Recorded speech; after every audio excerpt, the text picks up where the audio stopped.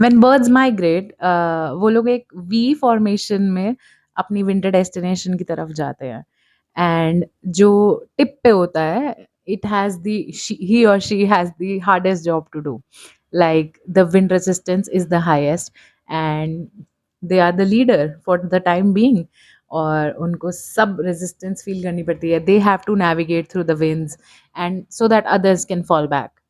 But interesting part ye hai that they keep on rotating who the leader is. So the one who has been flying at the tip of the formation comes and takes the position at the end, like total end, so that he can slow down, he can rest, he or she can rest, and others can take the leadership.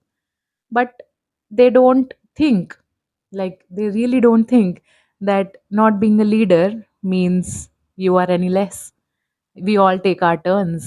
I mean, they all take their turns. I read about this in this book, and I think it's very beautiful.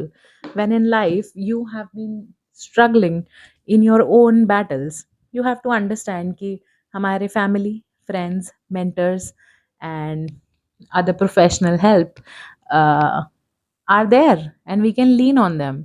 And leaning on them doesn't mean that we are giving up on our missions or on our life, but depending on them for the good of the realm is always an option.